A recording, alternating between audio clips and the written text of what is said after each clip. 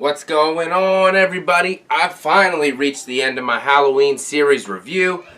Just wrapped up Halloween 2018 review, and now it's time to do the Halloween franchise rankings. I can't wait to dive into this bad boy and see what you guys think. I think it's time to say let's get into it.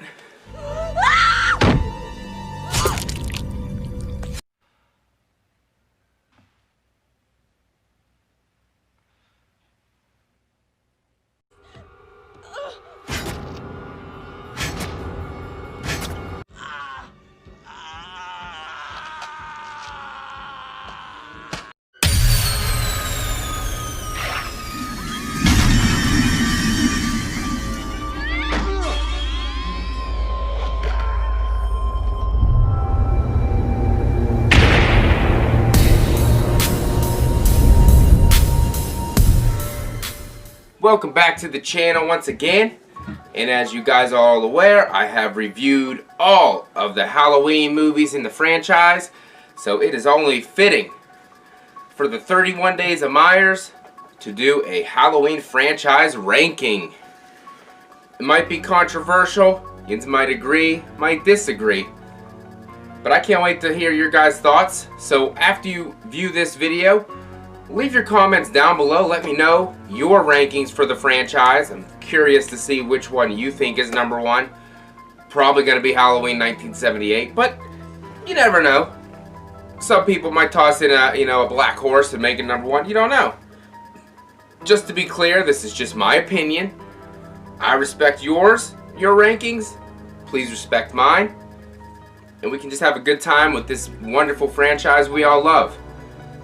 So without further ado, let's dive in to number 11, the bottom of the barrel, ladies and gentlemen. You probably know where I'm going to go with this one. I'll give you a hint. Trick or treat, motherfucker! Halloween Resurrection from 2002. That is my number 11 in the franchise. It literally does nothing right. There's nothing in this movie that I want to see over again. The only good attempt it had was at beginning with Jamie Lee Curtis at the sanitarium. Other than that, this movie is a total shit show. Just not good. And honestly, besides for this review series, I will never probably watch Halloween Resurrection again. Unless I'm going to do a live commentary with somebody, I'm not watching that movie. So that's my number 11. Number 10. For me, I know this movie's been becoming a cult classic and gaining a huge following. But for me, number 10 is 2009 Rob Zombie's Halloween 2. I give him mad props for what he tried to do. I know he wasn't letting nobody tell him what to do. This was his vision, so I respect that. I respect what he put on film. I can't make movies, so, I mean, that's saying something right there. He put a movie together and put it out there for everybody to see. So, mad props to that. But it wasn't our version of Myers. It wasn't my version of Myers. It just wasn't for me. If you take it out of the Halloween franchise and just leave it as its own type of brutal slasher, it would probably be pretty good. But there's so many tie-ins to the original franchise that it just doesn't work for me. The brutality is awesome. It's awesome, but it just doesn't fit really what Michael Myers really is. But I mean, the cinematography and everything is great. The atmosphere is great. The mask is a shit show. Laurie's a shit show. Loomis is a shit show. So it just doesn't work for me. So that's why I have it at number 10. Number 9 is 1989's Halloween 5, The Revenge of Michael Myers. It destroyed everything great that Halloween 4 brought to us. This was also another shit show that ruined everything there was about Michael Myers. He lived with a hermit for a year. He had a Victorian mansion instead of the normal Myers house. Jamie was a mute in this movie. They had some kind of friggin' telekinetic connection or whatnot. Dr. Loomis was crazy yelling at little girls. The mask was terrible. Myers was, his portrayal was okay. I mean, he shed a tear. He had no burn marks. He had long hair. It just didn't work for me. I think if anybody's going to do a remake or a reboot to anything, I think we deserve a proper Halloween 5 after the awesome Halloween 4 that we got. So, all those are my reasons it's at number 9, and I think most of you have this at the bottom of the barrel, unless you have a nostalgia for it, which, I mean, I do watch it once a year on Fear Fest or whatnot for a Halloween marathon, but it's just not that good. Number 8, I have Rob Zombie's Halloween from 2007. When it first came out, I was in love with this movie, literally. It was probably one of my favorite horror movies of all time when it came out. As I've grown up, and as I've watched it more and more, it gets worse and worse for me. The first 20 minutes is terrible. The first 20 minutes is straight up dog shit. All that redneck trash, the foul language, it's honestly disgusting, and I don't watch it. I skip it. The second part of the movie's okay if you watch the theatrical cut. Don't watch the director's cut, because then you'll see the rape scene that's not necessary. And then the final third act is a retelling of the 78 Halloween, just a little more brutal. So if we could eliminate a bunch of that junk from the beginning, this movie wouldn't be all that bad. But for what it was, Rob Zombie's attempt, it was just in the middle for me, and that's why I have it at number 8. Number 7, a lot of people love this movie. From 1995, Halloween 6, The Curse of Michael Myers. Director's cut or theatrical cut. It don't matter to me either way, this is where it's going to be. Michael's brutal. The mask is okay. His portrayal is okay from George P. Wilbur, if that's fine. The atmosphere is great. A lot of Halloween tones. I do like that a lot. I just don't... The Thorn idea is stupid. Somebody controlling Michael Myers, it just doesn't make sense. I don't like that. I love that it was Donald Pleasant's last movie, though. He put his heart and soul into this franchise, and I definitely respect him for that. R.I.P. my good sir, Dr. Loomis. You know, Donald Pleasance. Other than that, Paul Rudd, his first role, he was okay. I don't hate him as much as other people do as they're in the role, but he was okay. Overall, I watch this one as well, at least once a year for, you know, my little marathon during Halloween time, but other than that, I don't find myself watching it that much. It's just not... The cult thing and somebody controlling Myers just ruins it for me, so that's why that one is definitely at number 7.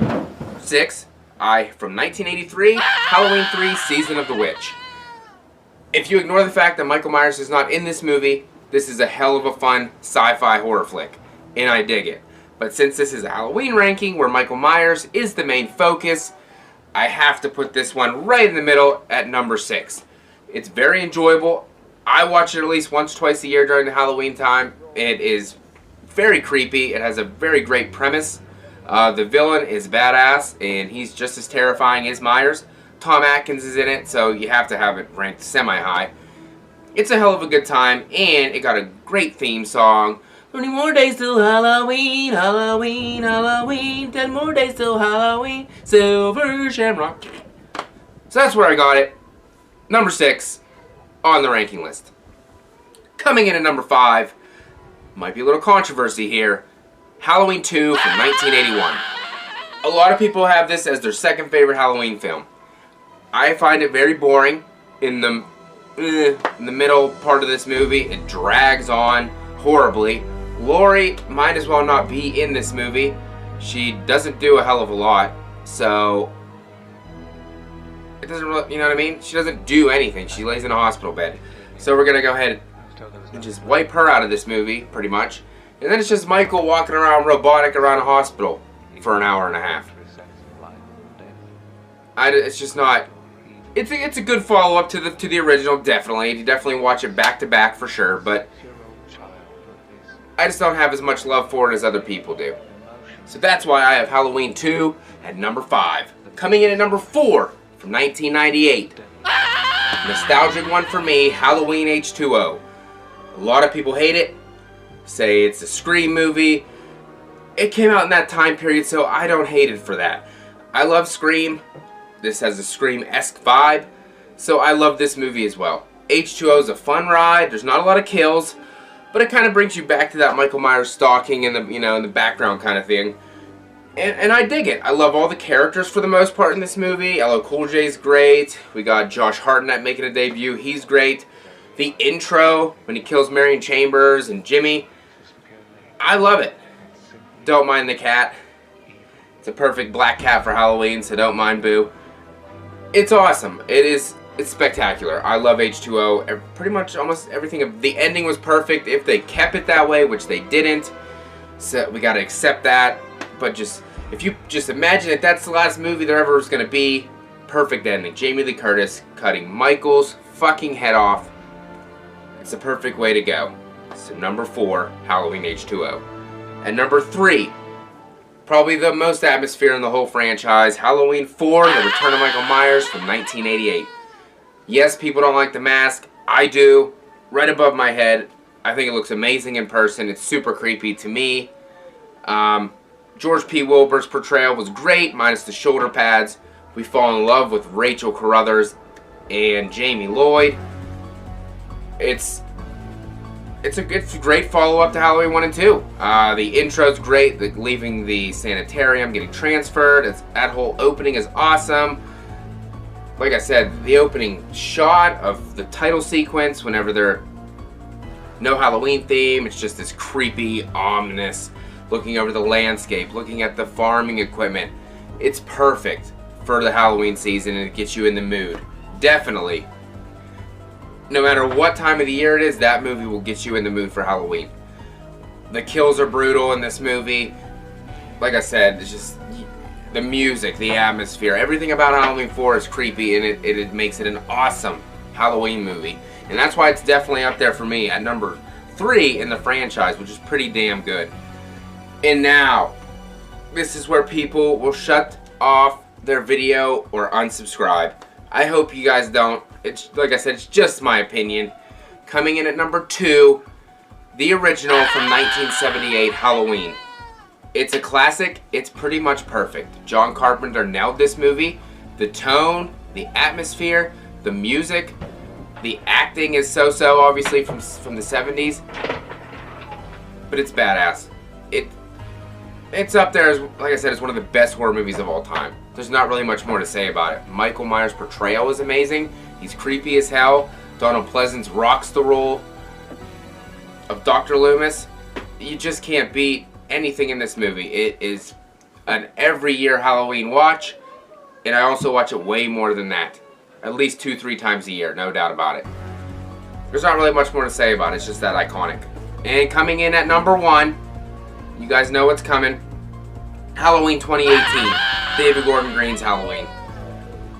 I just love that movie more than the rest. I'm sorry.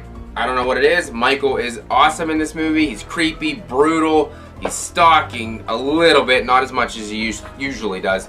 The characters are great. Everything about this movie is great. I love it, and I don't know. There's not really much more to say about it. I mean, I just put out the review. The only thing I don't like about it is the Dr. Sartain part, but I can look past that. I love the climax. I love the ending. I love the lead up to him getting to Laurie's house. I just can't beat Halloween 2018. I can't. I watch it multiple times a year. I probably watch it the most of all the Halloween movies, and every time I watch it, I feel like I'm watching it for the very first time. So, wow, that was a long time coming, guys. Those are my rankings. Number 1, Halloween 2018. We'll see after Halloween Kills come out. I will probably do another re-ranking and see how my thoughts have changed and see where that gets placed into them. But as of now, this is my list. I was so fired up to put this out for you guys for October.